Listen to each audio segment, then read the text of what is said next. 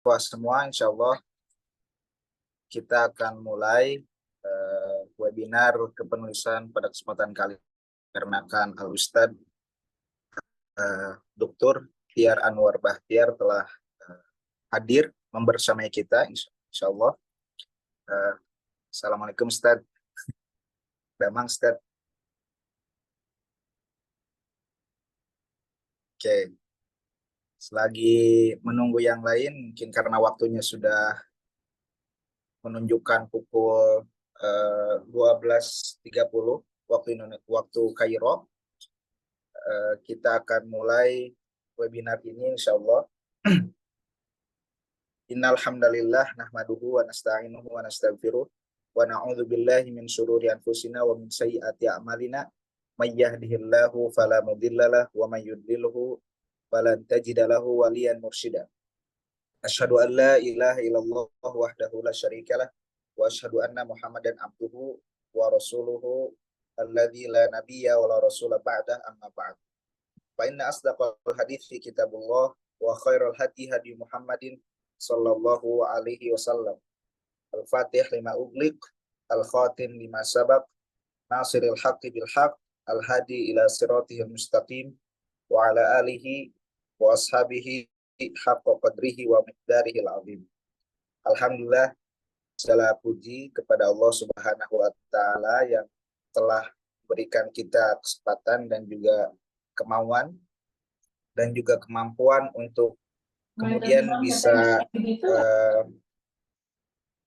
kemudian bisa saling menuntut ilmu dalam rangka mencari ridho Allah Subhanahu wa taala. Mudah-mudahan apa yang akan kita selenggarakan ini membuahkan hasil, baik itu ilman nafi'an wa rizqan thayyiban wa amalan mutaqabbalan.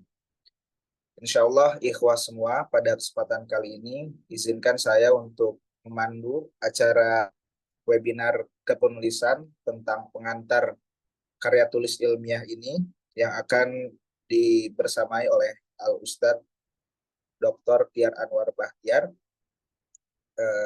M.Hum ke depan.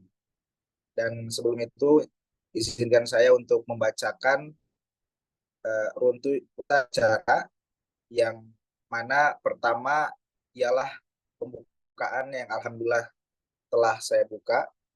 Kemudian insya Allah ada pembacaan ayat suci Al-Quran oleh akhina Ustadz Syuhada Yahya Ar-Robani. Dilanjut dengan sambutan dari Ketua PCI Persis Mesir. Kemudian kita masuk pada acara inti, yaitu pemaparan materi dari Dr. Tiar Anwar Bahtiar. Lalu setelahnya insya Allah kita akan lanjutkan dengan sesi tanya jawab atau diskusi. Dan terakhir insya Allah kita akan mengabadikan momen ini dalam sesi dokumentasi. Mudah-mudahan acaranya berjalan lancar ke depan. Insya Allah setelah ini kita akan memasuki sesi selanjutnya, yaitu sesi pembacaan ayat suci Al-Quran oleh Al-Ustadz Syuhada Yahya Ar-Robani. Kepada beliau waktu dan tempat disediakan.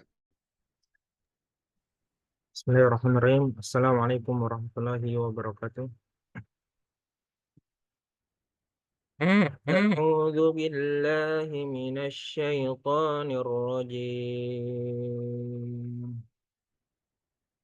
Bismillahirrahmanirrahim.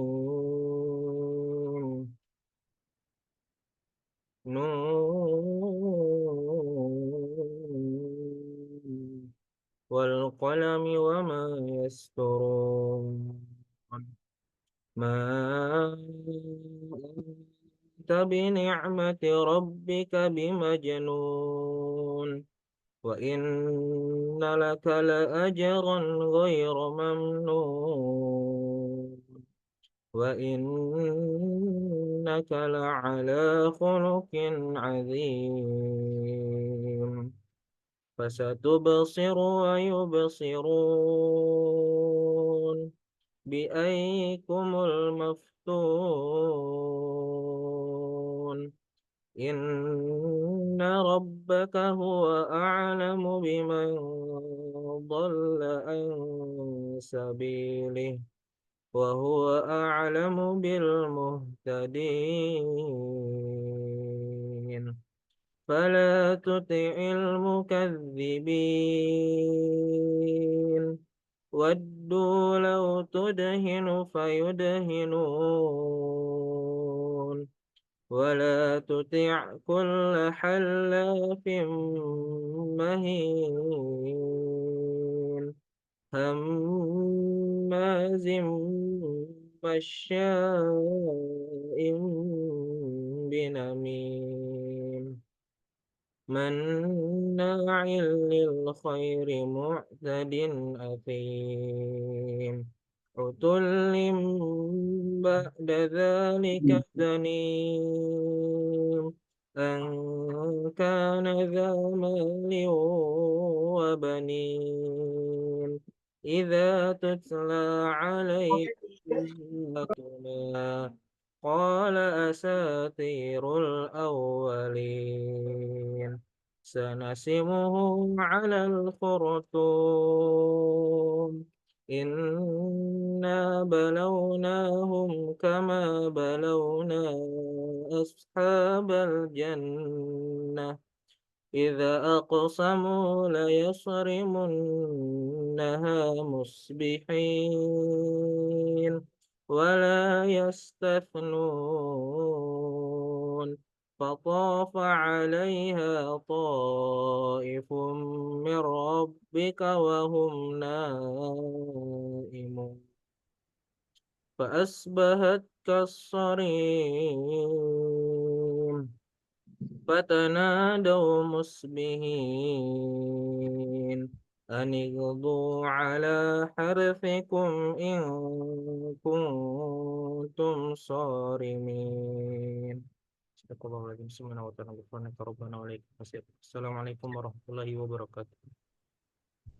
Waalaikumsalam warahmatullahi wabarakatuh. Teriring doa jazakumullahu khairan katsiran kepada Al-Ustaz Syuhada Yahya Ar-Robani yang telah membacakan ayat suci Al-Quran. Mudah-mudahan apa yang beliau bacakan menjadi pembuka dan juga pintu keberkahan yang akan kita dapatkan kemudian.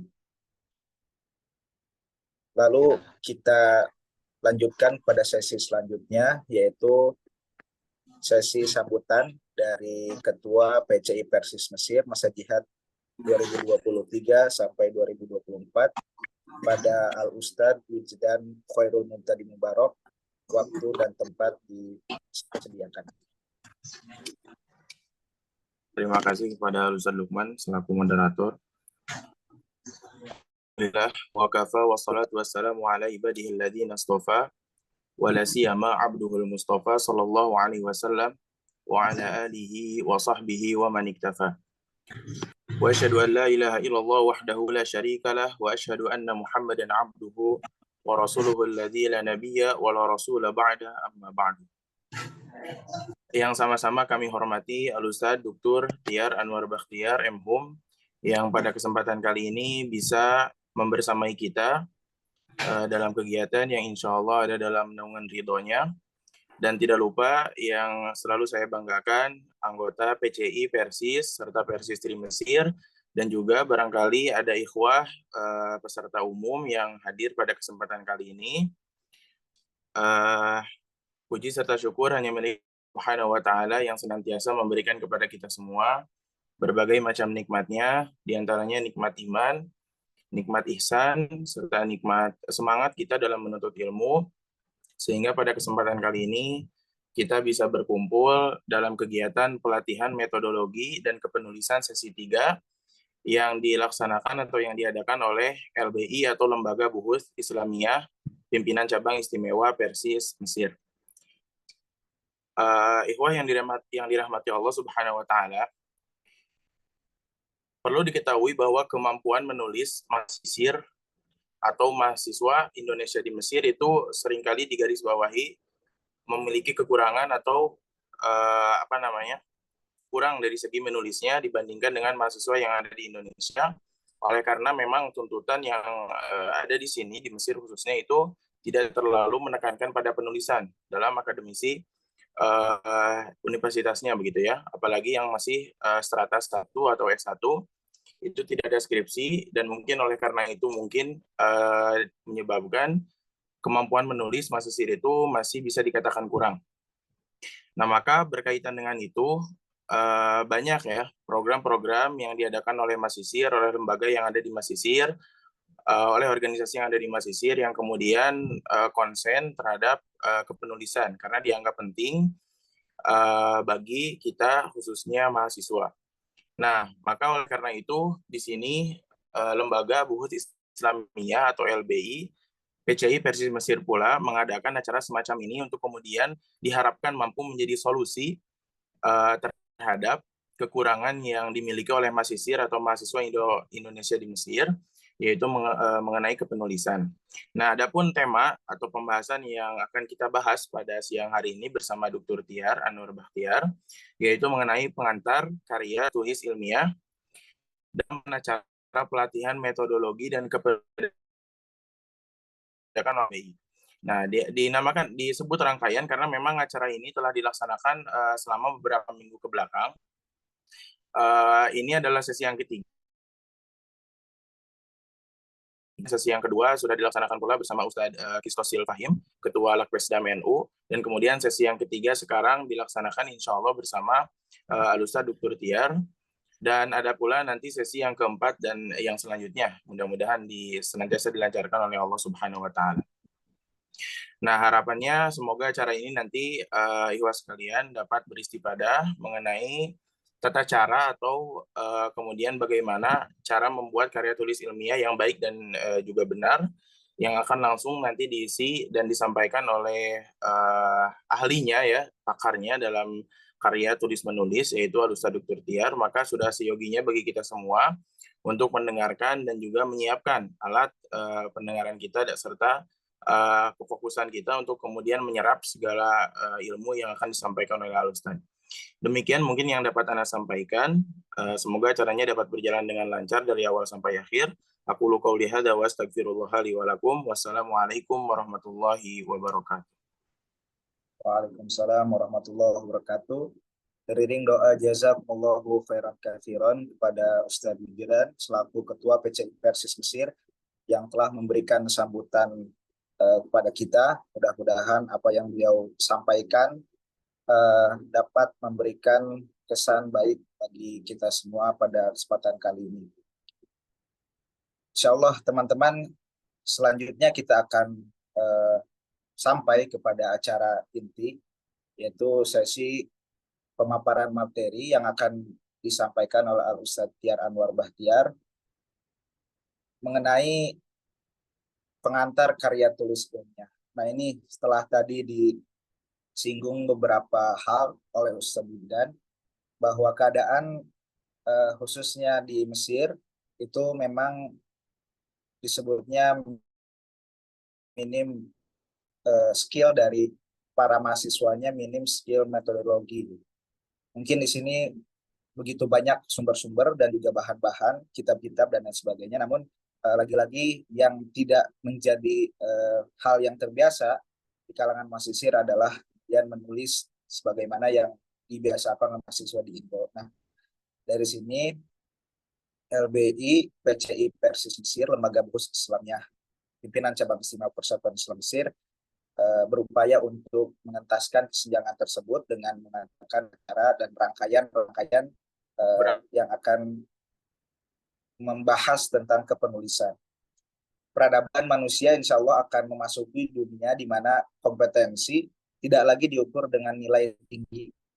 Kecerdasan seorang secara objektif diukur melalui sejauh mana ia membaca informasi dan mengolahnya, berpikir kritis, menyusun argumentasi ilmiah, dan mengejawantahkannya pada sebuah tulisan. Jadi yang akan nanti dipertanyakan oleh umat, oleh masyarakat itu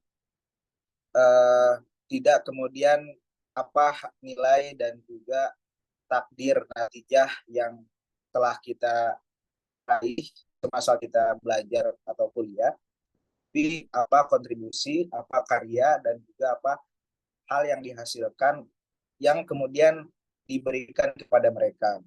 Nah, di sini mungkin salah satunya adalah skill kita dalam kepenulisan, karena ini jujur sangat amat begitu penting bagi kita mahasiswa secara khusus ataupun bagi umat Islam secara umum.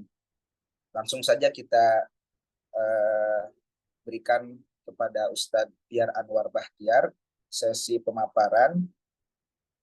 Saya mohon kepada para audiens untuk menyiapkan pendengarannya, alat tulisnya, dan mempersiapkan pertanyaannya bila mana mungkin nanti ada hal-hal yang menjadi kegelisahan atau rasa penasaranan, bisa disampaikan di sesi pertanyaan atau sesi diskusi. Pada beliau, Ustadz Tiar Anwar Bahtiar, Ketua Bidang Tarbiyah PP Persis, Peneliti INSIS, Ketua atau Rektor STAI Persis Garut. Ahlan, waktu dan tempat dipersilahkan. Baik, bismillahirrahmanirrahim. Alhamdulillahirabbil alamin. Wa bihi nasta'inu ala umuri dunya waddin. Asyhadu an la ilaha illallah wahdahu la syarikalah wa Muhammadan abduhu wa rasuluhu amma ba'du. Terima kasih kepada panitia ya yang sudah menyelenggarakan acara ini. Acara yang insya Allah sangat bermanfaat ya untuk para mahasiswa, terutama karena menulis karya ilmiah ini adalah bagian dari keterampilan yang harus dimiliki oleh para akademisi ya. Dan dalam hal ini tentu saja adalah para mahasiswa yang memiliki kepentingan ya untuk menulis karya-karya tulis ilmiah.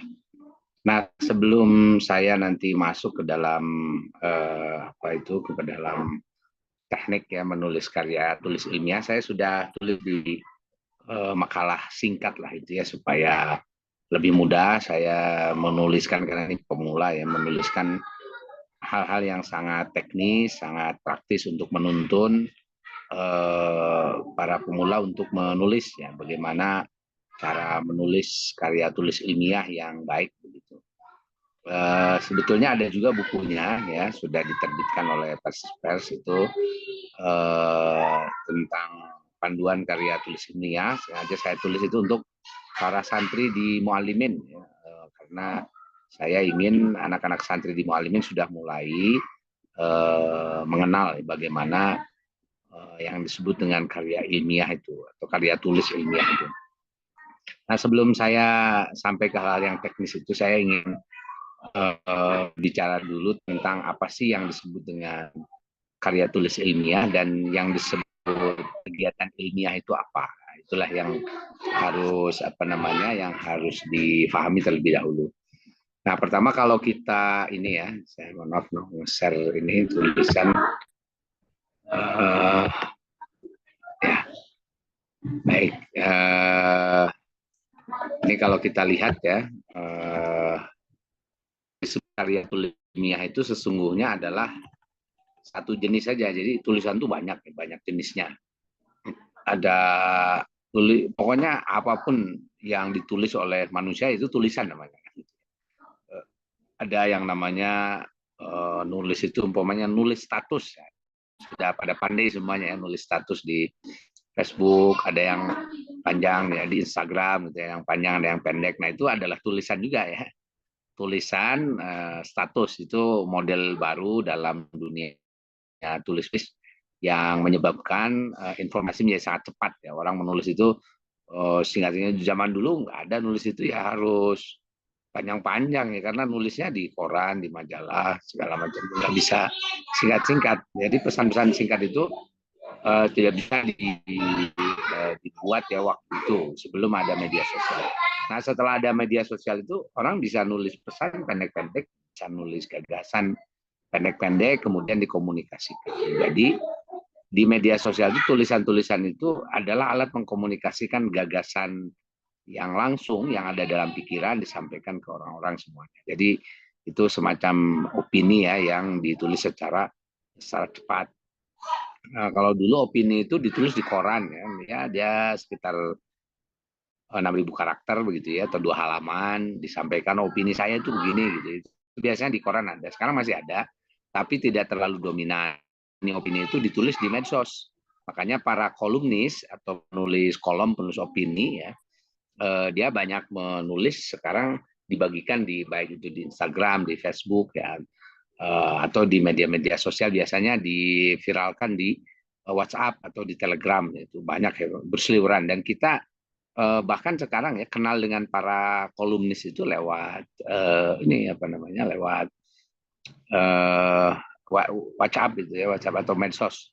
Misalnya ada kolumnis seperti Tony Rashid, ada Ahmad Khazinuddin atau siapa-siapa lah, itu banyak ya kolumnis-kolumnis, Sutoyo Abdi misalnya dan sebagainya. Yang saya kenal ya lewat medsos itu gitu, jadi bukan lewat koran. Yang koran-koran ini sekarang sudah mulai agak lewat ya. Nah itu opini ya. Kemudian ada yang nulis cerpen, ada yang nulis cerita bersambung, ada ya macam-macam lah tulisan itu.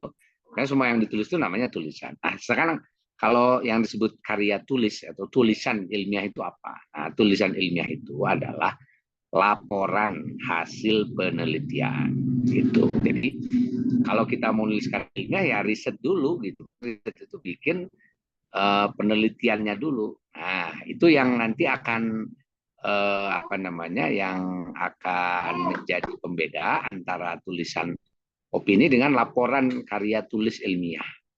Jadi laporan karya tulis ilmiah itu hasil kita riset, hasil kita meneliti. Gitu. Jadi kalau sudah meneliti, nah barulah itu nanti ada laporan karya tulis ilmiah. Dia sebutannya macam-macam ya, ada makalah, ada kertas kerja, ada skripsi, ada tesis, disertasi, itu ada sebutan-sebutan saja. Atau mungkin sekarang istilahnya ada juga tulisan jurnal atau apa gitu ya.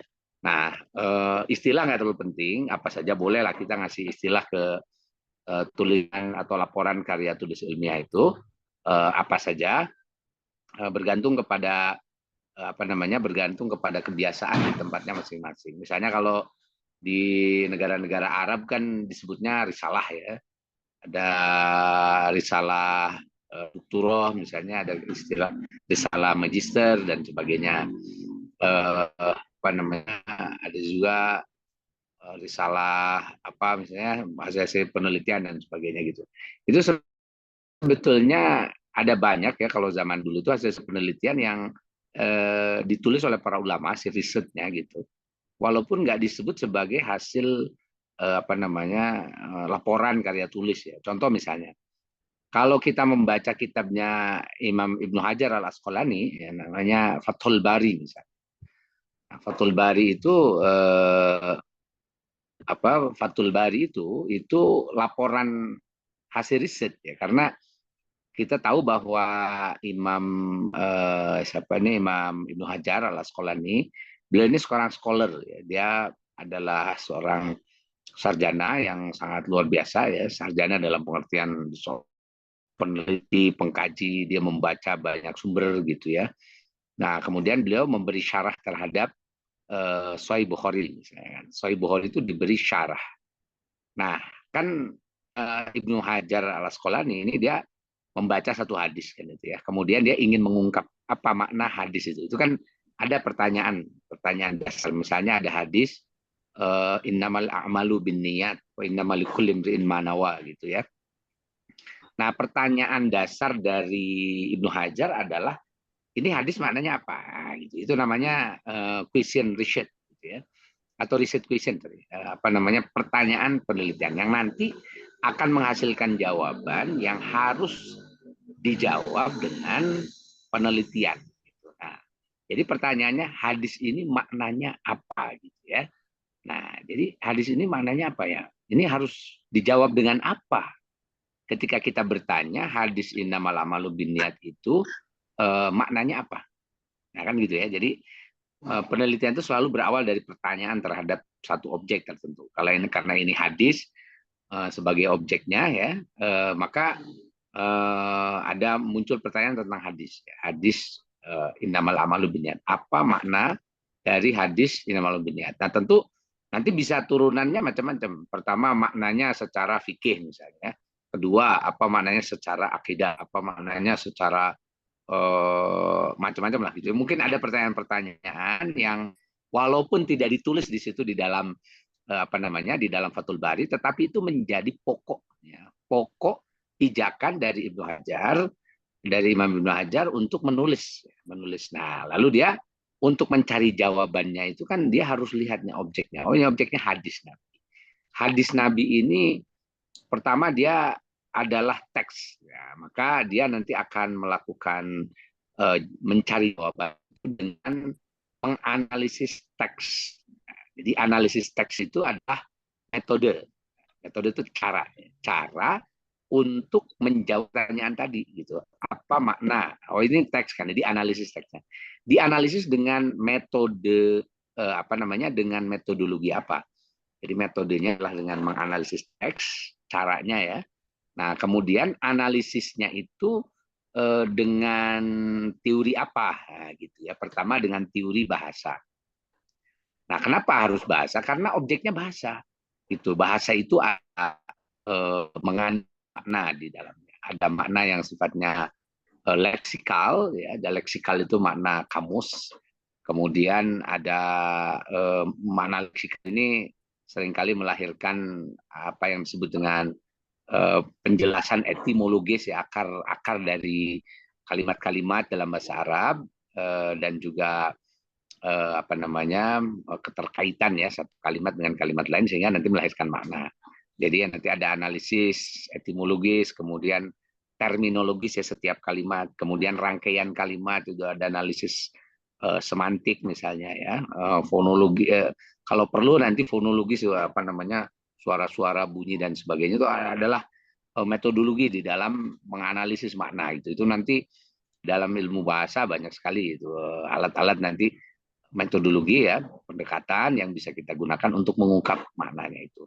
Nah, Imam Ibnu Hajar sering ya dia mengungkap ya, satu makna hadis dengan cara seperti itu. Jadi cara oh ya ini apa namanya bahasa dulu, dianalisis bahasanya begini. Kemudian beliau menganalisis dengan pendekatan lain lagi apa fikih misalnya gitu ya. Nanti berdasarkan fikih ini apa gitu. Nah, fikih ini apa sih gitu ya. Kemudian bagaimana penjelasan fikih itu? Penjelasan fikih adanya di mana? Misalnya di tulisannya para faqih atau misalnya beliau sendiri kalau sebagai seorang mujtahid bisa melakukan analisis langsung karena analisis fikih itu kan dari nas ya. Nas ini kira-kira setelah dianalisis maknanya secara bahasa, secara lugawi itu kemudian menghasilkan kesimpulan fikih apa? Dengan metodologi fikih tentu saja. Ada namanya usul fikih, kaidah fikih dan sebagainya. Lalu misalnya ini juga berimplikasi pada makna akidah, jadi ada apa namanya penjelasan segi akidah dan seterusnya. Nah, itu adalah penelitian. Itu maksudnya meneliti itu yang membongkar-bongkar, kalau misalnya ada sumbernya dalam buku-buku apa, kalau dia punya perangkat sendiri analisisnya dia lakukan ya, analisisnya apa melakukan eksperimen atau melakukan apa namanya pengamatan, observasi dan sebagainya ya. Nah, itu namanya proses research. Research itu mencari kembali. Jadi mengungkapkan apa yang ada di dalam tadi itu ya, dalam pertanyaan untuk dicari jawabannya. Sehingga nanti setelah dia tahu oh jawabannya ini, lalu lahirlah jadi apa itu? Jadi laporan hasil penelitiannya. Nah, maka jadilah itu Fathul Bari itu ya. Nah, Fathul Bari itu adalah hasil analisis dan itu memperlihatkan keluasan, kedalaman cara-cara atau riset yang dilakukan oleh Ibnu Hajar gitu ya. Walaupun pada masa itu tidak banyak buku, tapi buku-buku itu dilahap sendiri kan gitu ya, banyak dibaca, dihafalkan, dan bahkan Ibnu Hajar karena keahliannya itu dia bisa melakukan analisis sendiri terhadap apa namanya terhadap objek yang sedang ditelitinya dengan menggunakan alat analisis yang dikuasai dalam ilmu-ilmu tertentu yang beliau pelajari. Nah, ini kan sesuatu yang sangat ilmiah. Ilmiah itu jadi pekerjaan mencari jawaban atas pertanyaan yang disampaikan di dalam satu perkara. Dan saya kira kegiatan riset itu macam-macam, bisa banyak lah. Misalnya gini, itu tadi contoh hadis ya. Sekarang kita agak ekstrim. Misalnya kan ada pertanyaan lah ini ya, pertanyaan contoh ya, pertanyaan misalnya kemarin ya rame-rame demo menolak balik ya, yang akan melakukan paripurna, DPR yang melakukan paripurna, penghapusan ini perubahan undang-undang pemilu kan misalnya gitu. Nah kalau ada orang iseng nanya gini, itu kenapa sih DPR? Ini pertanyaan kan ya, pertanyaan itu boleh aja. Kenapa sih DPR dia DPR itu kok dia mau ya mengubah atau menolak keputusan MK, padahal secara konstitusi MK itu ya sudah dia final mengikat, nggak bisa ada lagi upaya hukum lain ya. Kecuali Perpu nanti ya. Perpu ini karena presiden kan, presiden itu di atas semuanya. Nah ini jadi misalnya DPR dia melakukan itu kan gitu ya, dan kemudian terjadi reaksi kan. Nah pertanyaan kenapa sih, ada apa kan gitu? Itu kan rata-rata analisis itu adalah dugaan-dugaan saja. Nah dugaan-dugaan bahwa oh ya mungkin DPR begini, mungkin DPR begitu, dan tapi semuanya dugaan, tidak berdasarkan fakta, gitu ya, tidak berdasarkan kepada objeknya kan. Objeknya ini adalah DPR. DPR itu manusia, anggota DPR. Nah, bagaimana cara kita mendapatkan jawaban kenapa DPR begitu? Maka kita harus terjun ke ke sumbernya. Ini sumbernya apa ini? Objeknya apa? Objeknya itu anggota DPR. Anggota DPR itu manusia loh kan gitu ya. Kalau manusia itu dia punya sama seperti kita. Gitu ya. Dia punya pikiran. Pikirannya untuk diungkap tuh lewat apa? Yang ngomong, dia ngomong atau dia nulis. Nah, maka cara untuk menjawab pertanyaan itu bukan diduga-duga, tapi tanya dong DPR-nya. Nah, maka disitulah ada metode namanya wawancara. Nah, wawancara itu adalah satu cara untuk menggali data kan gitu ya, supaya keluar nih datanya, ada datanya. Ini kita tanyalah anggota DPR-nya, misalnya tanya itu Habibur Rahman dari Gerindra misalnya kan gitu ya. Tanya kenapa sih kemarin kok DPR gitu ya, secepat kilat dia secepat kilat dia kok harus bikin sidang balik, kemudian bikin ini lagi paripurna misalnya gitu. Nah itu pertanyaan itu, nah, itu nanti kan ada jawabannya, itu data namanya. Jadi data itu adalah satu komponen yang nanti akan menjadi jawaban atas pertanyaan-pertanyaan kita yang dilakukan langsung kepada kepada objeknya. Kalau tadi Ibnu Hajar menganalisis teks hadis pakai apa? Bahasa Arab. Oh, berarti itu kan adanya analisis bahasa Arab. Nah, karena teksnya bahasa Arab, kita cukup cari kamus misalnya gitu ya. Mencari makna tertentu, cari ini di mana di kamus, kemudian di di syair-syair untuk menjadi penguat argumen misalnya dan sebagainya. Gitu. Tapi ini objeknya adalah manusia, anggota DPR. Nah, gimana caranya? Ya tanya gitu ya, tanya. Contoh lagi misalnya, nanti pilkada di Jakarta misalnya, siapa lawan siapa? Katakan Ridwan Kamil nanti lawan gitu ya. Siapa yang akan menang kira-kira? Karena itu pertanyaannya gitu. Siapa yang akan menang? Berarti kan preferensi. Preferensi orang siapa? Pemilih. Pemilih di mana? Di Jakarta. Nah, karena ini adalah soal pendapat orang di Jakarta, maka dilakukanlah apa yang disebut dengan jajak pendapat atau kita nyebutnya survei. Gitu. Jadi kita mau cari nih pendapat orang Jakarta gimana? Ya udah tanya orang Jakarta dong. Nah, disitulah nanti ada namanya metode kan gitu ya, ada metode survei. Tadi wawancara kan. Sekarang kita survei. Surveinya lewat apa? Misalnya lewat wawancara boleh kan gitu. Atau misalnya kita bikin angka itu wawancara tertulis. Wawancara tertulis boleh juga kan gitu.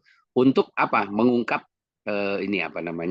mengungkap pendapat gitu. Nah, jadi yang disebut dengan karya ilmiah atau satu kegiatan ilmiah itu adalah kegiatan menjawab pertanyaan ya dengan membuktikan secara langsung ya, secara objektif maksudnya sesuai dengan objeknya apa, kemudian dianalisis secara apa? Logik gitu ya. Jadi logika kita dipakai di dalam di dalam penelitian itu kan gitu. Kemudian logik yang kita pakai itu menghasilkan apa? Argumentasi. Jadi ada argumentasi yang kita bangun, lalu kita dapat kesimpulan, gitu ya, dapat kesimpulan.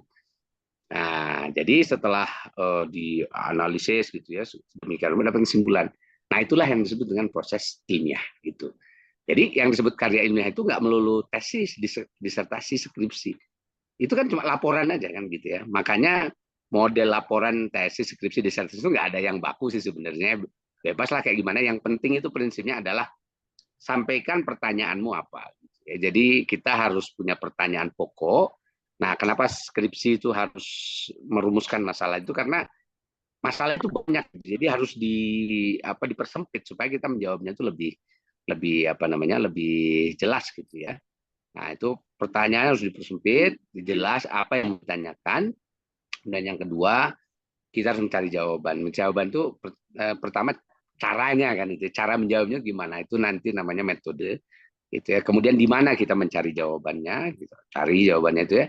Dan kemudian bagaimana kita menuangkan itu di dalam argumentasi ya, kan gitu. Jadi nanti argumennya ini dulu kan gitu, sehingga menghasilkan kesimpulan. Dan itu sebetulnya dari dulu ya sudah dikerjakan oleh para ulama gitu. Jadi saya contohkan tadi ekstrim seperti syarah Bukhari yang ditulis oleh Ibnu Hajar, itu sebenarnya adalah laporan ilmiah karena beliau melakukan riset gitu ya. Nanti kelihatan dari dari apa yang dituliskannya itu.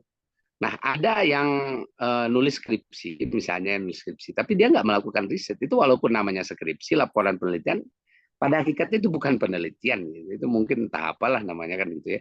Karena yang namanya karya ilmiah itu ya adalah laporan penelitian gitu. Nah, itu prinsipnya yang harus kita pahami dulu, sehingga kalau kita mau menulis karya tulis ilmiah, pertama perbanyaklah pertanyaan. Kemudian yang kedua, pertanyaan itu kita analisis menggunakan pisau analisis dari disiplin ilmu tertentu. Ya. Bebas ilmunya bisa macam-macam. Nanti orang bisa ketemu dalam berbagai macam disiplin ilmu, dan bahkan ya disiplin ilmu itu nggak ada sekat sih sebetulnya. Kita boleh melakukan analisis dengan multidisiplin. Ya, multidisiplin. Saya misalnya tulis sejarah, tapi saya jarang ya menggunakan hanya analisis sejarah saja. Itu banyak analisis yang saya lakukan. Kadang-kadang saya pinjam ya teori politik, kadang-kadang saya pinjam teori sosial juga gitu ya, atau teori-teori yang lain yang tersebar di dalam berbagai disiplin ilmu untuk memperkuat argumentasi, gitu. Sehingga nanti lahir kesimpulan. Nah, kesimpulan ilmiah itu bergantung kepada seberapa kuat analisisnya, argumennya seberapa kuat si kesimpulan itu dipertahankan, dia kemudian bisa mempertahankan diri dari kritik-kritik gitu ya, dari kelemahan-kelemahan di dalam argumentasinya. Nah, sehingga yang namanya kesimpulan ilmiah itu sebetulnya tidak mutlak benarnya ya kan gitu ya. Jadi benarnya itu ya bergantung, dia kalau argumennya bagus ya bisa benar gitu ya. Ya benarnya itulah selama argumentasinya itu bisa dipertahankan dari yang menyerangnya gitu ya. Misalnya yang nyerang itu kan, kalau saya nulis disertasi umpamakan gitu ya, saya nulis ini bla bla bla, kemudian ditanyakan sama pembimbing, ini kamu kenapa begini argumennya. Nah, kalau saya bisa bertahan, kemudian si pembimbing oke, nggak masalah ya, jalankan gitu ya. Tapi kalau kata pembimbing ini argumennya gitu, kemudian saya nggak bisa kan menjawab pertanyaan yang mematahkan argumen saya, ya terpaksa saya harus ganti, harus lengkapi, harus buat lagi dan seterusnya kan gitu. Nah, itu yang namanya kesimpulan ilmiah itu. Makanya tidak ada satupun karya ilmiah yang kebenarannya mutlak, itu nggak ada secara filosofis ya. Jadi semua hasil karya ilmiah itu kebenarannya sangat relatif. Ya, relatif itu artinya bergantung ya. Bergantung pada apa? Bergantung kepada argumen ya, bergantung kepada seberapa bertahan dia di dalam, karena nanti banyak yang membantah ya pendapat-pendapat ilmiah tertentu itu. Kemudian dia akan sangat bergantung kepada data-data yang digunakan. Ya tadi argumen tadi itu ya, apakah dia benar pakai data atau nggak pakai data gitu. Karena banyak yang nulis skripsi itu nggak ada datanya kan gitu. Saya sering memulangkan karya skripsinya mahasiswa karena dia nggak ada datanya, suruh cari data. Di mana ada sumber data? Gitu ya. Nah, ini hal yang yang penting ya mengenai mengenai ilmiah itu. Nah, itu kalau langkah-langkahnya ini kalau saya tulis di sini ya, langkah-langkah di dalam menuliskan karya ilmiah ini. Oke. Nah, ini langkah-langkah yang bisa dilakukan itu, ini supaya Nah, ini pertama kriteria dulu ya, kriteria ilmiah itu pertama mengacu pada teori, tadi pikiran dasarnya gitu, berdasarkan fakta, logika, objektif, ya, sistematis, sahih, jelas, saksama. Nanti bisa dibaca silahkan. Nah, ini metode ilmiah itu caranya tadi ya, bagaimana caranya untuk menyelesaikan satu pertanyaan tertentu. Nah, ini ada langkah-langkahnya. Nah, langkah pertama untuk menulis karya ilmiah itu kita perlu ininya topiknya kan gitu. Jadi kita mau pilih apa sih ya kira-kira gitu. Itu topiknya harus sudah ditentukan. Topik itu adalah satu kerangka besarnya. Jadi kita ini mau nulis tentang apa sih gitu ya. Nah, kemudian dari topik yang besar itu lalu kita kerucutkan. Nah, topik itu biasanya kan muncul dari kegemaran kita, dari kemampuan kita, kesukaan kita, hobi gitu. Jadi kadang-kadang satu karya ilmiah itu juga nggak hebat-hebat banget lah itu, karena kadang-kadang munculnya itu dari hobi aja kan gitu ya, karena hobi, karena senang di situ ya kita nulis ya di situ tentang itu karena saya senangnya di situ gitu. Jadi banyaknya karya ilmiah itu muncul karena kesenangan. Nah, itulah yang kemudian ya orang menjadi agak skeptis dengan dunia sains, ilmu pengetahuan, hasil riset dan sebagainya, karena hasil riset itu kok ya kebanyakan hobi aja kan gitu ya, hobi-hobi gitu. Nanti ada hasil riset tentang ini, tentang itu dan seterusnya. Saya mengalami itu sering ya, banyak sekali. Jadi apapun yang saya tulis itu kesenangan aja gitu ya. Saya senang itu. Cuma ada manfaatnya gitu. Ada yang juga sama punya concern di situ, kemudian punya perhatian dan sebagainya gitu. Dan itu nanti menjadi sesuatu yang bermanfaat gitu. Nah, makanya kadang ya karya ilmiah itu ya enggak ilmiah tadi itu ya ya dia bisa ada dampaknya, bisa juga enggak gitu. Tapi intinya kita tentukan dulu nih topiknya. Nah, setelah menentukan topik yang besar itu, kita menentukan masalah gitu. Jadi masalah dari topik itu apa? Misalnya tentang fikih ya, topik besarnya fikih apa? Fikih munakahat. Atau misalnya kita topiknya tentang fikih waris misalnya. Masalahnya apa di fikih waris itu? Nah, gitu ya misalnya. Kita menemukan masalah itu adalah ketika kita punya pertanyaan, ya, tapi jawabannya belum jelas gitu. Misalnya dalam ini saya ngasih ini ada topik tentang pilih adalah menikahkan wanita di luar nikah, gitu ya. Yang hamil di luar nikah maksudnya. Menikahkan wanita yang hamil di luar nikah ini. Nah, kemudian nah ini ada banyak pertanyaan-pertanyaan itu. Nah, itu nanti bisa dipilah begitu ya, mana kira-kira pertanyaan-pertanyaan yang akan kita tentukan gitu. Karena pertanyaan itu bisa banyak ya terhadap satu persoalan itu. Nah, lalu setelah kita merumuskan masalah, nah kita mikir ini cara menyelesaikan masalahnya gimana gitu. Nah, gitu kan. Ini masalah ini gimana jawabannya? Misalnya apa hukum nikah wanita hamil di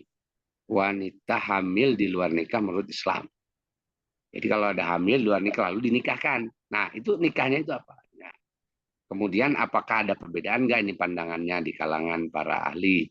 Lalu dalil-dalil masing-masing itu apa? Gitu. Lalu pendapat yang paling kuat ini kira-kira apa kan? Nah, misalnya pertanyaan-pertanyaan itu muncul ya tentang menikahkan wanita yang hamil di luar nikah itu. Nah, ini sebenarnya gimana sih ini masalahnya? Kan gitu. Itu kalau ada pertanyaan gitu ya. Lalu kita karena ini adalah masalah fikih, tentu kerangka fikih kita adalah kerangka fikih fikih ya.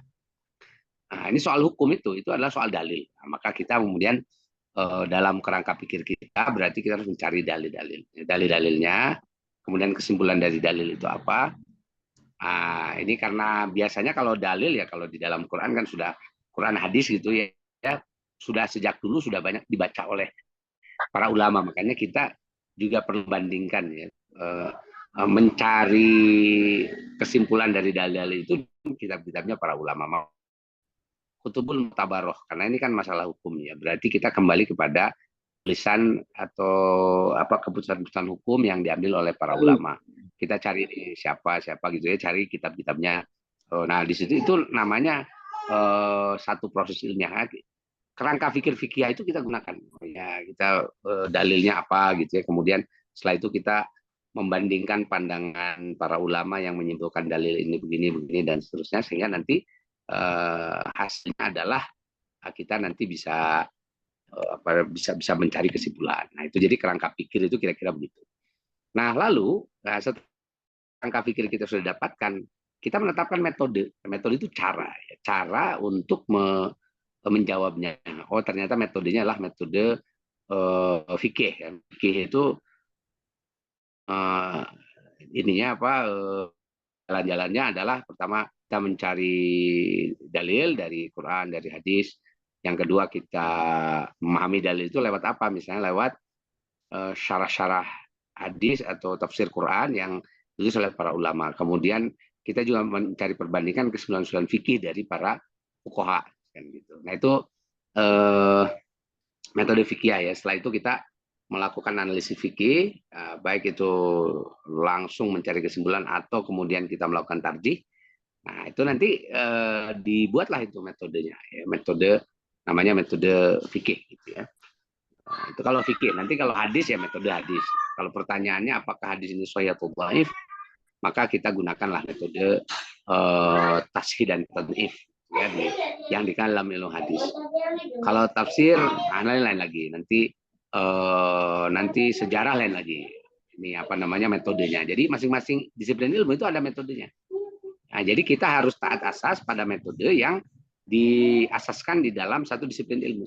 Salah satu ciri seorang sarjana yang belajar tuntas pada bidang tertentu, dia memahami metode pada disiplin yang dipelajarinya. Saya kan bukan ahli fikih ya, sehingga saya tidak tahu secara pasti konkret, walaupun belajar usul fikih dan sebagainya ya, dan beberapa juga kadang-kadang berlatih juga.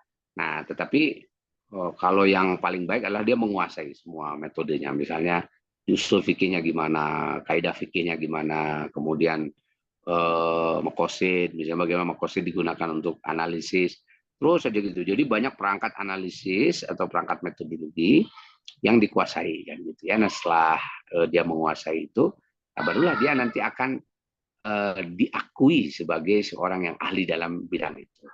Jadi saya tidak berani dan sama sekali memang tidak ada tempatnya ya mengklaim misalnya saya ini ahli fikih, padahal cuma baru selesai baca usul fikih Mabadi Awaliyah misalnya gitu ya. Itu kan nggak nggak layak gitu, nggak layak.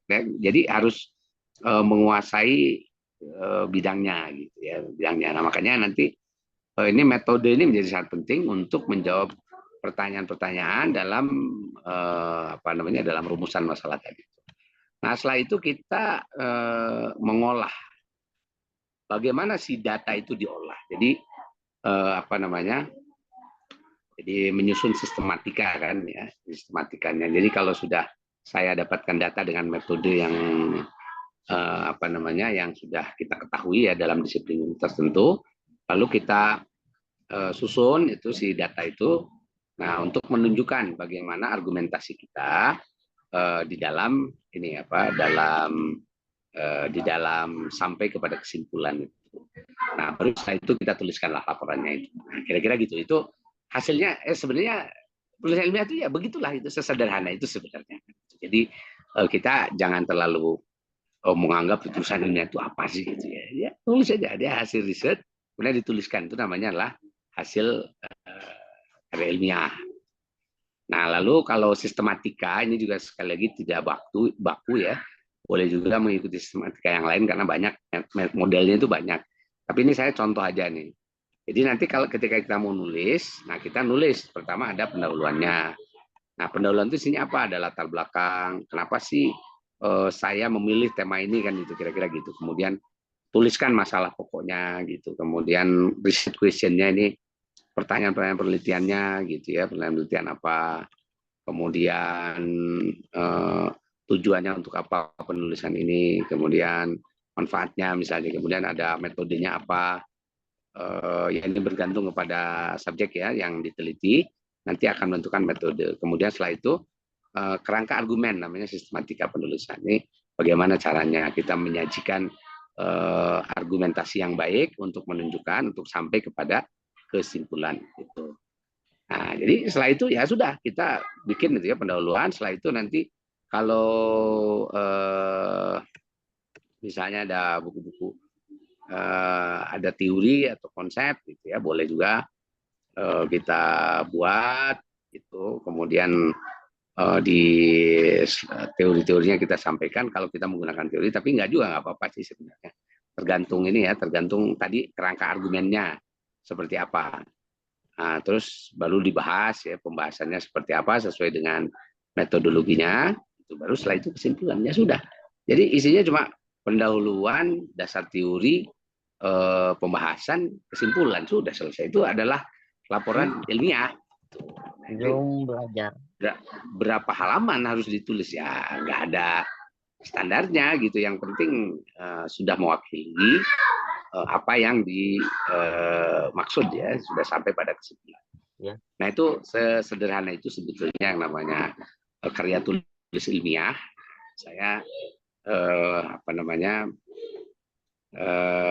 tentu tidak sampai detail-detail banget kan gitu ya kalau nulis ilmiah itu, karena yang terpenting dari menulis karya tulis ilmiah itu adalah praktek gitu. Jadi kalau saya ngajar metodologi ya saya kasihkanlah beberapa ini, tetapi yang paling penting adalah ayo coba kamu bikin praktek ya, bagaimana menulis karya tulis ilmiah itu. Jadi kalau teman-teman mahasiswa ini pengen bisa karya tulis ilmiah, sebetulnya jangan terlalu banyak bikin diskusinya, yang harus banyak itu bikin riset. Nah, maka mulailah menulis ya, berapa halaman pun, 10 halaman, 30 halaman karya ilmiah tadi itu yang didasarkan kepada satu pertanyaan tertentu, lalu kita jawab pertanyaan itu dengan metode yang benar sesuai disiplin keilmuannya, kemudian kita susun argumennya dengan baik, lalu simpulkan.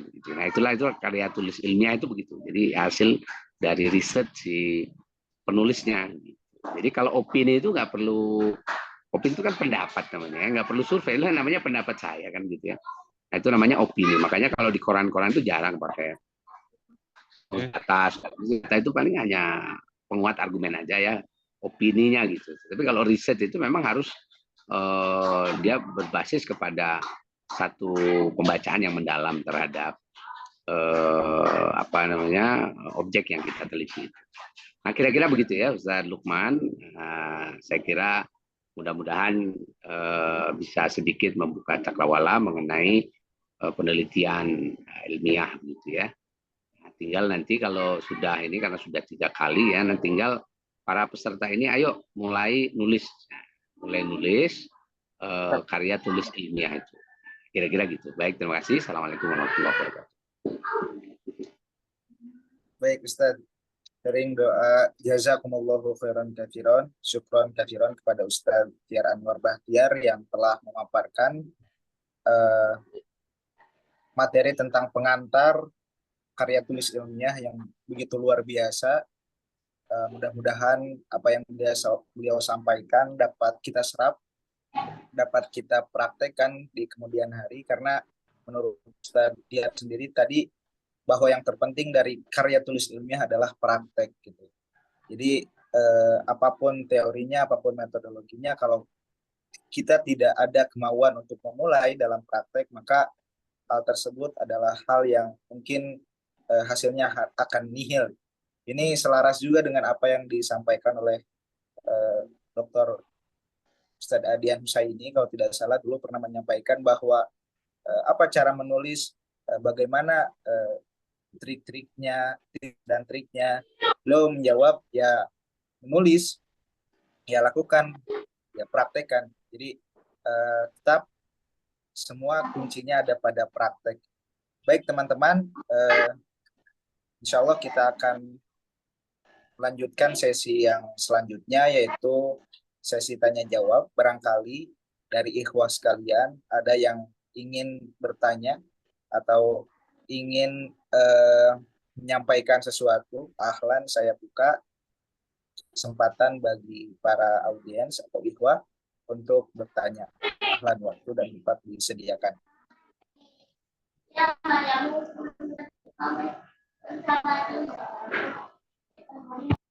Bagi yang ingin bertanya bisa acungkan tangan, raise hand, atau bisa disampaikan di kolom chat via Zoom ini.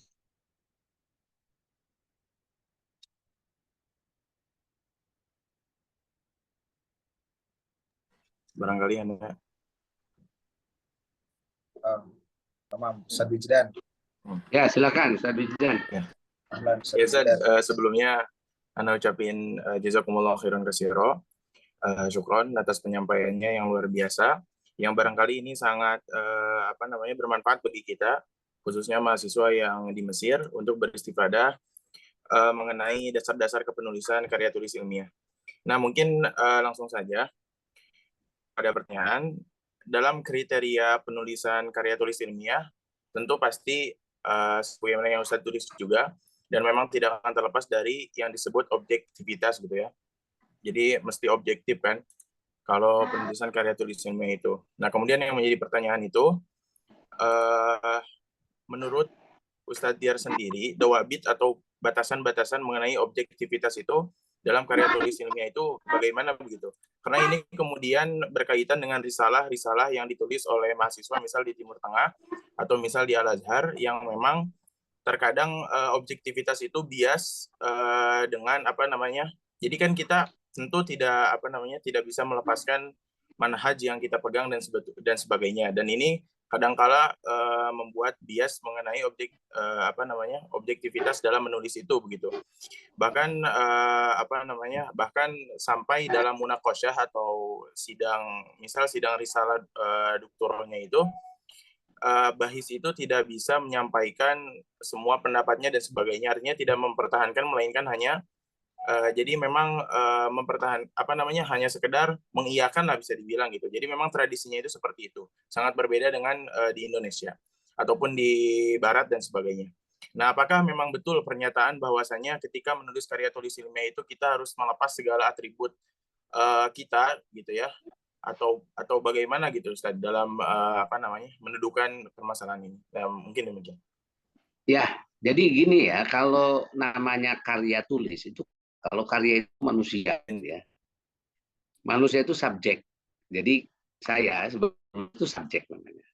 Yang saya teliti itu namanya objek gitu ya. Maka objektif itu berdasarkan yang diteliti. Gitu. Nah, jadi yang disebut dengan objektivitas itu adalah kejujuran. Jadi kejujuran sebagaimana yang kita teliti. Nah, kan gitu ya. Cuma kan yang diteliti itu nggak bicara sendiri ya, tapi dibaca oleh yang meneliti. Itu namanya subjek. Gitu kan, yang namanya peneliti saya ya, tentu macam-macam di kepala saya ini. Di kepala saya itu ada world view namanya ya. World view ini cara saya memandang dunia kan gitu ya. Cara saya memandang realitas. Itu nggak bisa dilepaskan. Mau saya Muslim, ada orang kafir dan sebagainya. Masing-masing punya world view-nya sendiri. Manusia yang nggak punya world view itu, yang nggak punya cara pandang terhadap reality, itu nggak normal ya. Nah, makanya world view itu nggak bisa dilepaskan dari dari seorang peneliti atau bahis ya, penulis. Itu pasti ada world view-nya, nggak mungkin nggak ada world view-nya kan itu ya. World view itu munculnya dari mana?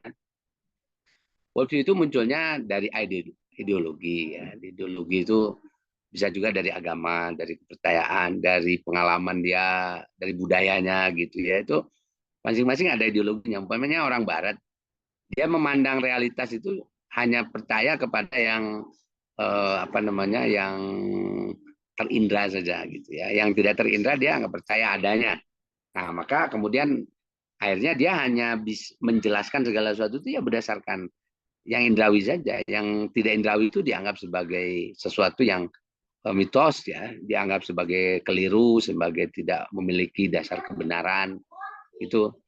Nah, sedangkan bagi saya sebagai Muslim misalnya, saya punya pandangan bahwa dunia kita ini bukan cuma yang zahir, tapi ada yang gaib juga gitu ya. Gaib itu apa? Misalnya seperti malaikat, jin, Allah Subhanahu Wa Taala, kerasulan, kemudian akhirat gitu, semuanya zahir ya.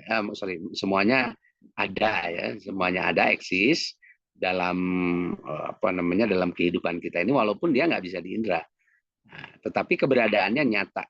Dengan cara apa? Dia tentu kita nanti ada argumennya bisa dibangun. Karena orang Barat yang tidak percaya pada yang gaib juga dia tidak bisa membuktikan bahwa yang gaib itu nggak ada. Jadi sering orang yang materialistik ya bertanya, memangnya Allah itu ada misalnya, kan gaib. pertanyaan gitu kan.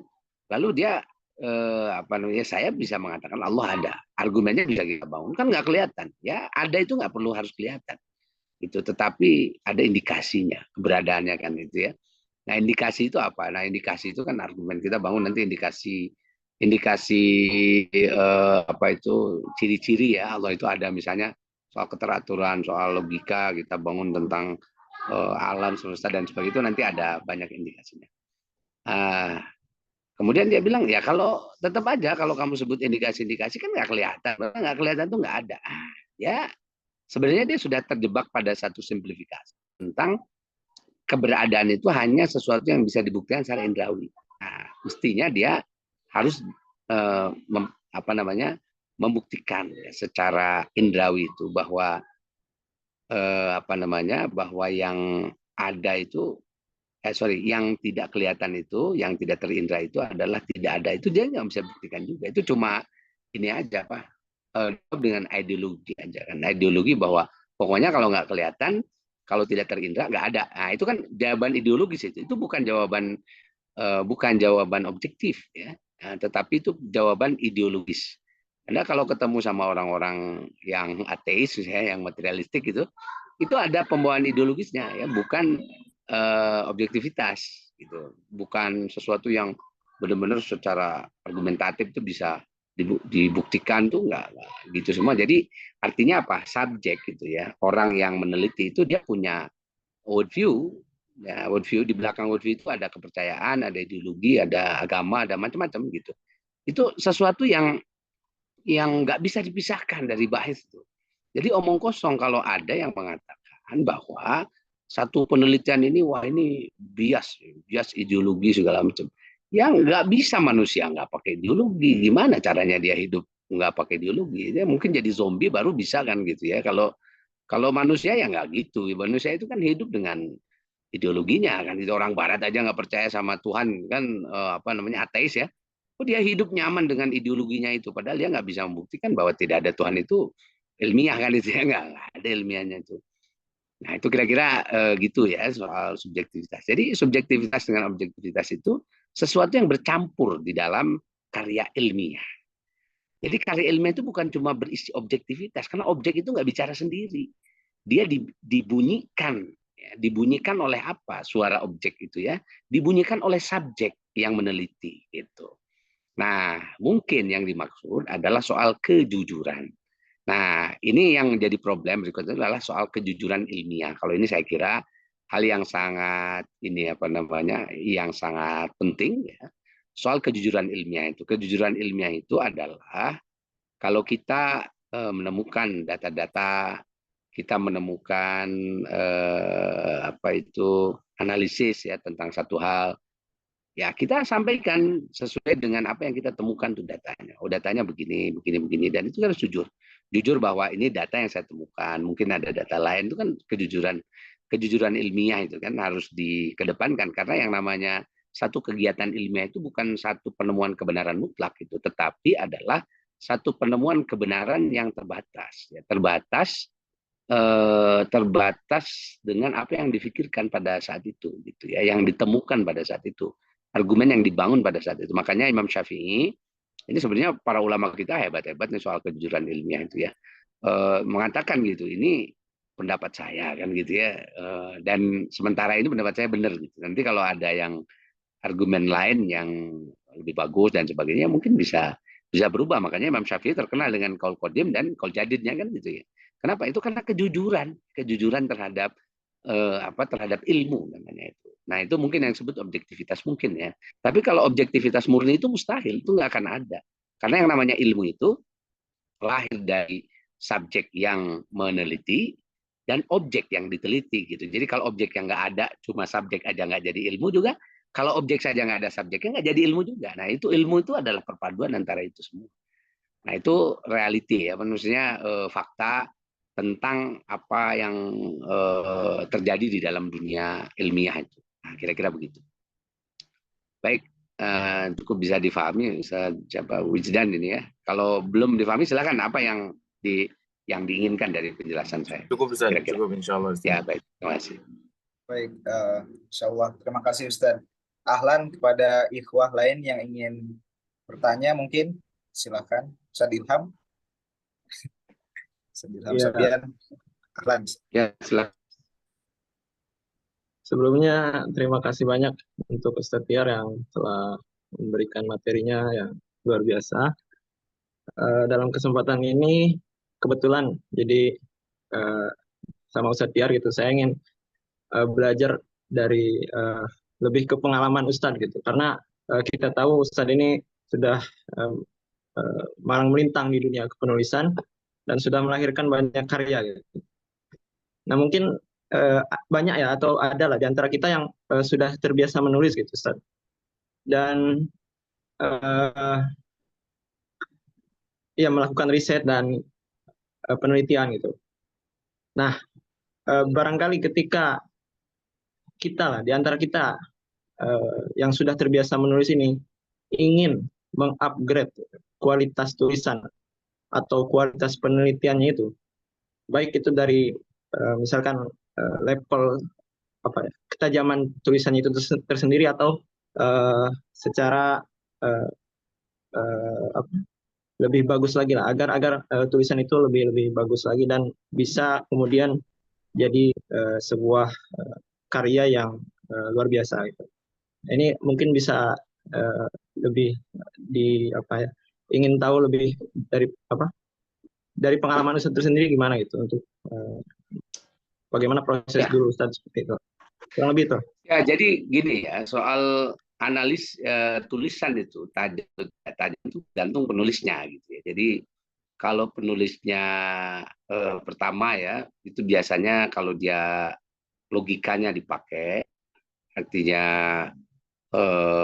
pikirannya itu tidak lempeng aja kan gitu, tapi dia kerja kan itu. Logika itu menghubungkan antara satu fenomena dengan fenomena yang lain, itu kan dasarnya begitu. Jadi kan ada muqaddamat ya, muqaddamat sugro, muqaddamat kubro, kemudian jadi natijah, gitu. Ada silogisme, ada atau apa namanya istiqroi, ada istiqroi ini apa bersifat deduktif ya, kemudian ada kiasi yang induktif dan sebagainya. Itu artinya si penulis itu kan biasa dia menyambungkan antara satu fenomena sebagai muqaddam ya, dengan fenomena yang lain sebagai muqaddam yang lain lagi gitu. Jadi itu proses kita menggunakan logik ya. Menggunakan logik itu maknanya adalah menyambung-nyambungkan ya fenomena ini, fenomena ini. Nah, jadi semakin banyak informasi yang dia dapatkan, kemudian semakin sering dia menghubungkan satu fenomena dengan fenomena yang lain, maka biasanya itu argumentasi semakin solid. Nah, ketika argumentasi semakin solid, itu biasanya tulisan itu semakin tajam. Nah, semakin apa namanya, semakin menukik pada persoalan. Tapi kalau kita apa namanya nulis itu lempeng aja gitu, cuma satu fenomena aja gitu, cuma muqaddamnya itu cuma satu gitu ya, itu berarti logiknya nggak dipakai gitu ya, nggak dipakai. Padahal yang namanya logik itu ya dipakai menghubungkan muqaddamat dengan muqaddamat yang lain gitu. Jadi ada apa itu ada fenomena-fenomena kan itu yang ditangkap gitu. Ada data ini itu perlu sambungkan gitu. Dan salah satu yang nanti bisa memperluas ya, cakrawala kita untuk menemukan muqaddamat itu adalah bacaan. Jadi kalau bacaan kita banyak, kita menghubungkan ya antara muqaddamat. Makanya dalam karya tulis ilmiah itu, nah salah satu yang paling penting itu adalah rujukan. Rujukan itu untuk apa? Untuk menemukan muqaddamat tadi itu ya, untuk menemukan data, untuk menemukan satu. Itu dari bacaan-bacaan itu gitu. Makanya kita penting nanti di dalam karya ilmiah itu harus ada penelusuran pustaka. Saya biasanya menyuruh mahasiswa kalau deskripsi itu nulis data pustaka, studi pustaka. Jadi dia cari kira-kira buku-buku yang relevan dengan risetnya apa gitu ya. Dia nanti supaya ketemu banyak muqaddamat. Nah, tapi kalau kita sudah terbiasa membaca dan banyak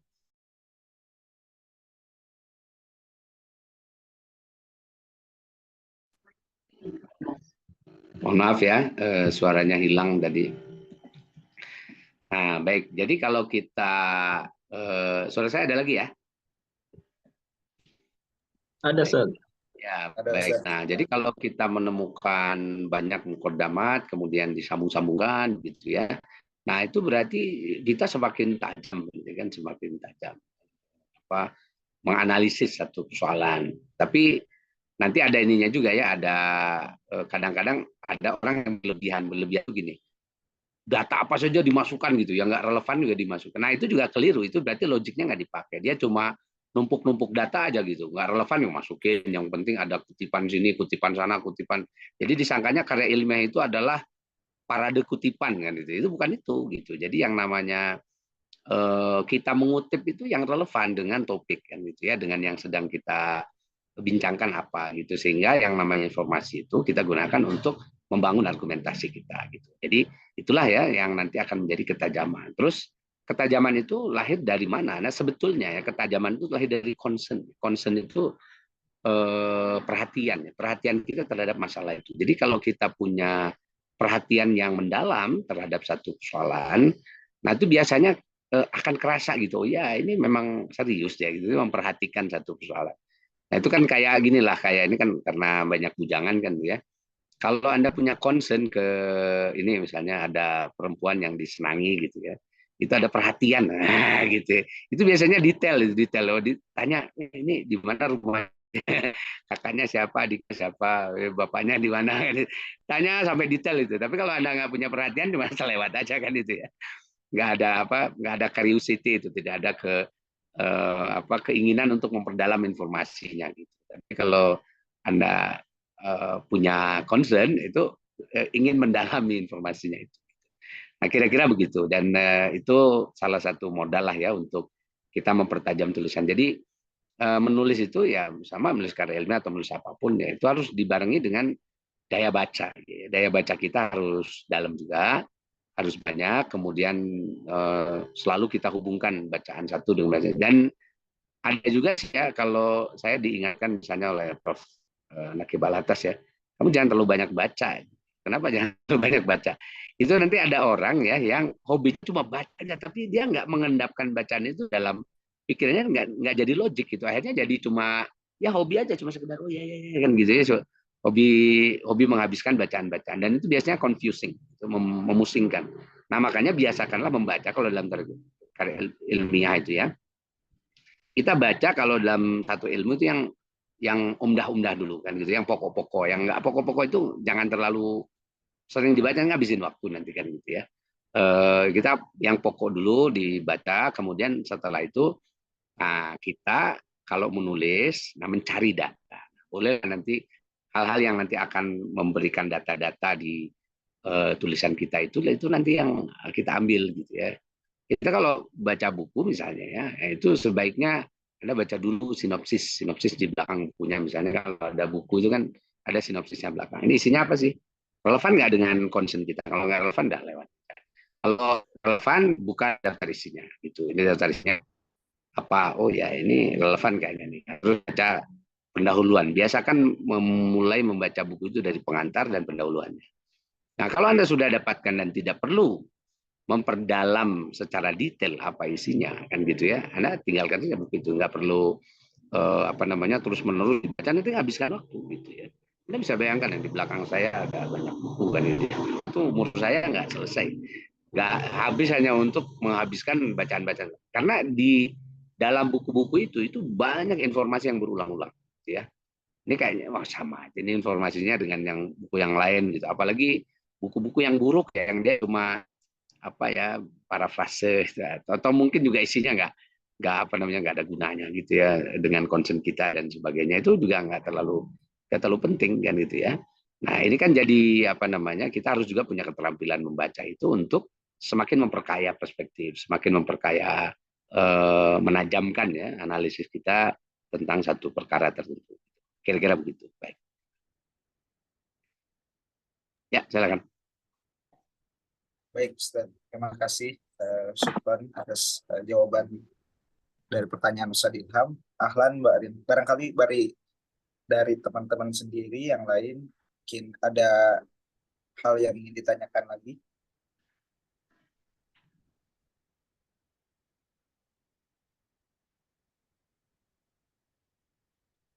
Kalau tidak, mungkin anak Ustaz izin boleh bertanya Ustaz.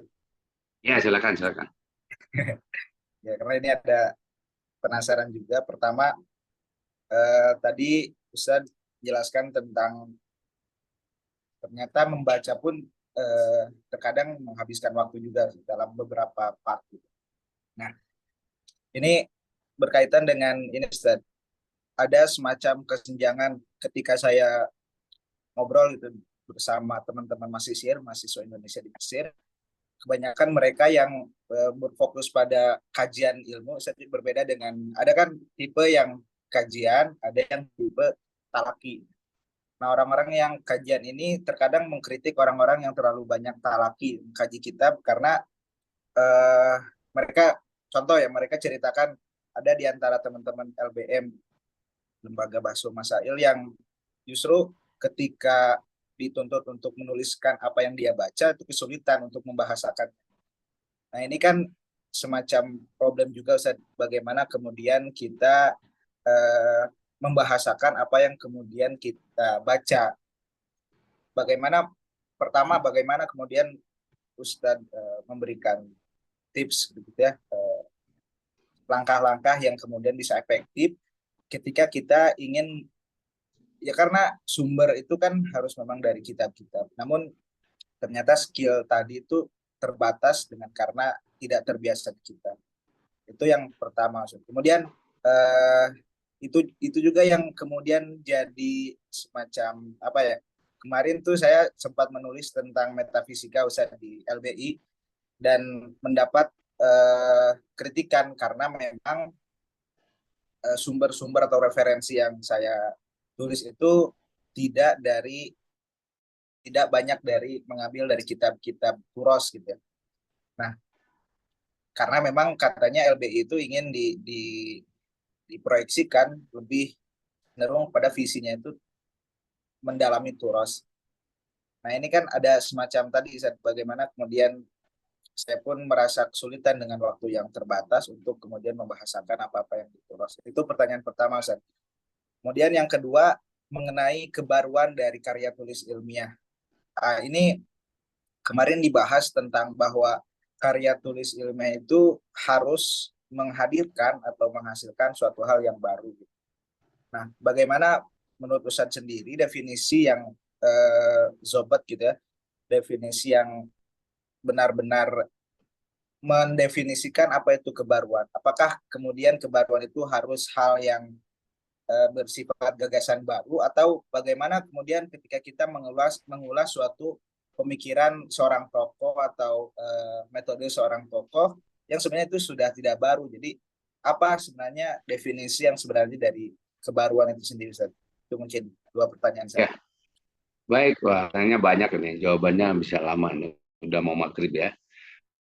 Pertama soal ini ya, soal tradisi talaki dan tadi itu yang nulis. Sebenarnya dua-duanya itu juga ada kelemahan ya. Kalau yang orang suka talaki, mungkin kelemahannya dia kelebihan datanya banyak. Jadi dia banyak dapat data gitu ya, banyak dapat data karena tuntas kan ya, karena memang belajar itu salah satunya adalah tuntas. Nah, kelebihan orang-orang talaki itu ya tuntas itu gitu. Jadi dia bisa mau menuntaskan tema. Contoh misalnya kalau baca fikih, kalau di kampus-kampus yang nggak talaki itu, dibaca fikih itu ya selewat-selewat aja kan, itu nggak sampai detail. Tapi kalau yang talaki dia detail ya. Talaki itu dari A sampai Z. Ya. Kitab itu dari muqaddimah sampai khotimah itu ya dibaca gitu. Dan itu bagus. Informasinya lengkap. Jadi satu disiplin ilmu itu akhirnya dia bisa lengkap. Nah, kelemahannya adalah mungkin dia ketika harus menuliskan, dia agak sulit ya. Karena mungkin terlalu banyak informasinya, dia menuliskan dari mana dulu gitu. Nah, itu sebetulnya bisa dilatih ya, bisa dilatih. Artinya kalau dia mau yang model begini itu udah bagus ya, modalnya udah bagus. Bukan satu keburukan ya, itu talaki itu satu metode belajar yang bagus, yang hebat tuh. Artinya dia melatih aja, membiasakan memecahkan masalah. Karena sebenarnya kalau di dalam talaki juga ada tingkat-tingkatnya ya. Nah, kalau awal-awal itu kan mendengarkan. Kalau di Indonesia namanya bandongan, dengerin ya, bandongan. Kemudian setelah dia mendengarkan, lalu dia membaca teks sendiri, ya, membaca sendiri namanya sorogan, norog gitu ya. Dia baca kepada qiraah ala syekh itu namanya. Nah, qiraah ala syekh itu sudah lebih dari sima. Kan kalau bandongan tadi sima ya. Kalau kita mungkin saya nggak ngerti ya, apakah di Mesir ada nggak metode qiraah ala syekh itu. Kalau di Indonesia banyak ya, di pesantren itu banyak yang qiraah ala syekh, dan itu satu level lebih tinggi dari sima. Kemudian ada lagi setelah qiraah ala syekh itu adalah bahas masail gitu. Jadi membahas masalah-masalah. Nah, itu dia membandingkan pendapat dan sebagainya, itu sebenarnya sudah dilakukan. Jadi itu satu tahap-tahap ilmiah di dalam metode talaki tadi itu gitu. Jadi dia dari mulai sima, qiraah, bahas gitu. Nah, kalau kemudian kan, tapi biasanya kan bahas-bahas gitu dia sifatnya ini saja apa, lisan ya. Nah, kalau mau dibawa ke dalam dunia tulisan, nah itu dia dilatih aja. Jadi latihan bahas dengan metode ilmiah itu. Jadi tinggal mengasah ya, mengasah cara-cara bagaimana menyajikan ya, metode ilmiah. Dan untuk apa sih metode ilmiah itu? Ya untuk menjawab masalah gitu ya, masalahnya apa, bahas, kemudian dibahas ya, diteliti, diriset, lalu dilaporkan. Itu jadilah dia tulisan ilmiah. Tapi basicnya sudah bagus kalau dia bertalaki. Ya, menurut saya itu aja kelemahannya, tinggal apa namanya, dia tingkatkan dari sima ke alasy, bahas gitu. Jadi talakinya levelnya dinaikkan gitu. Jangan cuma sima aja. Qiraah kemudian bahas gitu. Itu yang lengkapnya gitu ya, metode talaki. Nah, kalau yang metode modern, bukan modern ya, metode barat sebenarnya. Ini metodenya orang-orang ini klasikal namanya. Klasikal itu dia dibikin kelas-kelas, tetapi belajarnya tidak tuntas, hanya kunci aja kan gitu ya, kunci-kunci saja.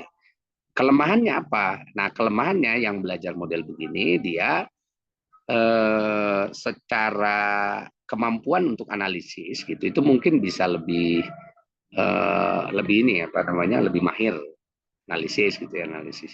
Nah, tetapi kelemahan dasarnya itu adalah informasi. Jadi informasinya itu kadang sepotong-sepotong. Dan banyak orang model begitu itu, yang bikin kesimpulan tuh seenaknya aja itu, Pak. Tapi dia pandai nuliskan kesimpulan itu gitu. Hanya berdasarkan informasi yang dia dapatkan saja. Padahal informasinya banyak gitu. Nah, sehingga ini menjadi sangat lemah kan itu ya, ketika dianalisis oleh orang yang datanya banyak gitu. Nah, itu oleh sebab itu menurut saya sih, kalau metode untuk menguasai satu ilmu itu ya memang harus ada ketuntasan dulu tuh, mastery learning gitu ya. Jadi ketuntasan itu ada di dalam metode talaki, tapi yang tadi itu jadi dengarkan sampai selesai, baca sampai selesai, dan setelah itu bahas gitu ya, bahas. Nah, bahas ini tinggal dilatih nanti ini apa, penulisan ilmiahnya. Nah, makanya metode ini sejak dulu sudah melahirkan ribuan ulama, mungkin juga jutaan ya ulama yang melahirkan karya-karya yang hebat-hebat, yang datanya bagus, analisis terhadap subjeknya juga mendalam gitu ya. Nah, jadi itu nggak ada buruknya, tinggal disempurnakan aja. Nah, yang mengklaim dia belajar metode ilmiah, kemudian nulis segala macam, kalau kontennya, kalau isinya itu kopong, kosong gitu ya, di kepalanya nggak ada apa-apa, itu buruk.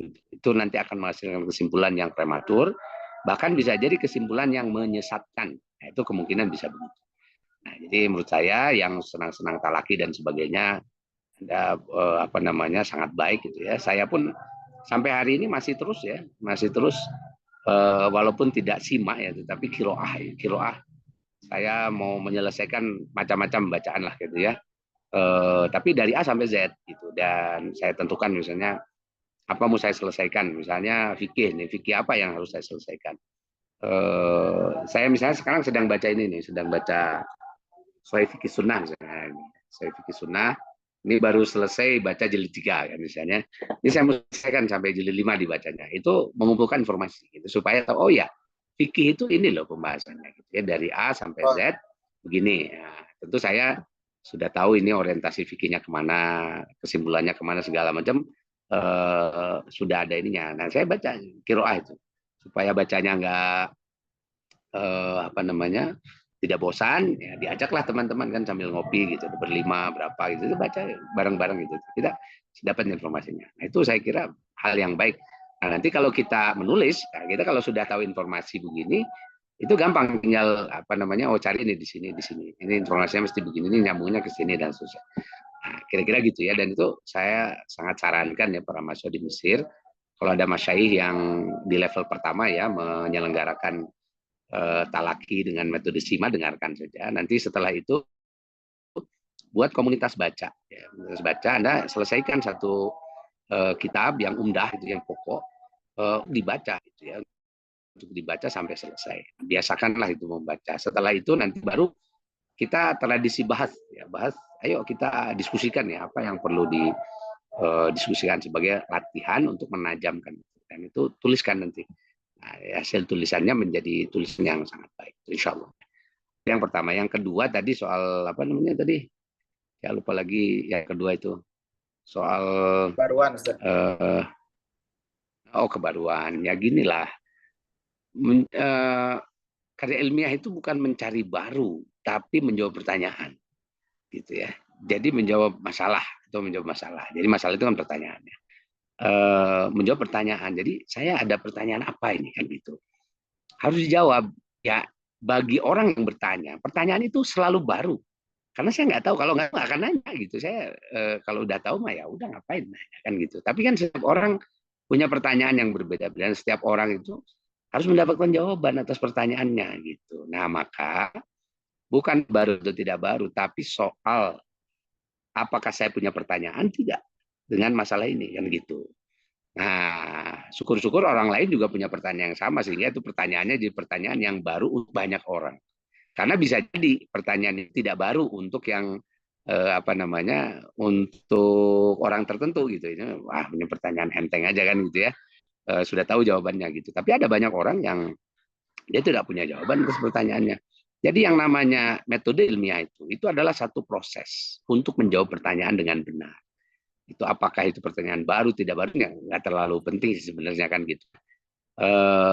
Yang terpenting itu Anda menemukan jawaban atas pertanyaan dengan metode ilmiah tadi itu. Gitu. Nah itulah yang apa namanya yang harus jadi pegangan kita. Nah kalau soal menulis skripsi, tesis, disertasi ya, kenapa harus ada unsur kebaruan disertasi misalnya? Itu untuk menghindari parafrase. Parafrase itu dari jiplak sih sebenarnya gitu ya. Misalnya saya nulis topik ini kan orang lain udah nulis itu. Ngapain kamu tulis lagi? Nah itu untuk apa? Menghindari menjiplak, karena nggak boleh. Kalau menjiplak itu bukan nulis ilmiah namanya, itu namanya nyontek, kan tidak benar. Nah makanya diusahakan dicari tema baru, gitu ya, tema baru supaya menjiplak. Tapi boleh sebetulnya tema yang sama. Kalau kita punya perspektif yang baru, beda loh dengan ini. Itu harus ditunjukkan. Walaupun ini sama topiknya, saya punya pandangan lain. Saya jelaskan gitu.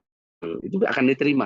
Oh iya ya, jadi memang apa yang kamu lakukan itu bukan mencontek gitu. Jadi kalau mencontek nggak perlu nulis karya ilmiah, udah baca aja punya orang gitu. Pendapat saya sama dengan pendapatnya eh, Ibnu Hajar, ya udah Ibnu Hajar dia sampaikan gitu. Ngapain saya apa namanya nulis pendapat pribadi orang, pendapat saya ngambil itu misalnya gitu ya. Kecuali saya punya perspektif lain, maka saya tuliskan itu sebagai satu effort ilmiah dan hasil ya, dari usaha saya ternyata ada baru, dan itu nanti akan memperkaya ilmu. Jadi memperkaya ilmu itu ada perspektif-perspektif baru, ada tema-tema baru, topik-topik baru terus saja gitu. Itu nanti akan menyumbangkan sesuatu untuk ilmu pengetahuan. Nah itu kenapa harus ada kebenaran. Tapi sebenarnya ya nggak harus baru dalam pengertiannya oh benar-benar baru gitu. Tapi yang penting itu kita punya pertanyaan ya harus dijawab oleh kita kan gitu. Kira-kira gitulah. Maaf Ustaz, syukron jazakumullahu khairan katsiran. Ya. Ini Karena di sini sudah ini ya, sudah maghrib. Nah, boleh di baik Ustaz. Dikarenakan waktu di Indonesia mungkin sudah menunjukkan waktu maghrib, insya Allah kita akan tutup saja webinar kepenulisan kali ini sekarang. Namun sebelum itu, ini ada sertifikat Ustaz dari teman-teman Ya. LBI, Ya. Persis Mesir. Ahlan Ustaz Syuhada, boleh ditampilkan.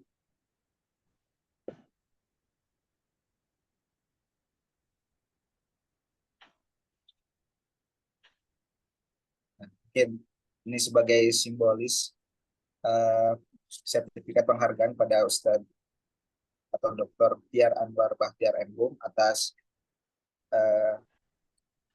kesediaannya sebagai pemateri dalam pelatihan metodologi dan penulisan sesi 3 dengan tema pengantar karya tulis ilmiah yang diselenggarakan oleh Lembaga Buhus Islamiyah LBI PCI Persis Mesir pada tanggal 24 Agustus 2024. Syukron jazilan, jazakumullahu khairan katsiran atas segala ilmu yang telah Ustadz berikan. Kita cukupkan saja teman-teman pertemuan kita di sini. Mudah-mudahan apa yang telah kita bincangkan dari awal sampai akhir menjadi ilman nafian wa rizqan thayyiban wa amalan mutaqabbalan. Di akhir saya mohon pada ikhwah semua untuk membuka kameranya karena insya Allah akan ada sesi foto bersama. Pada ikhwah, ahlan.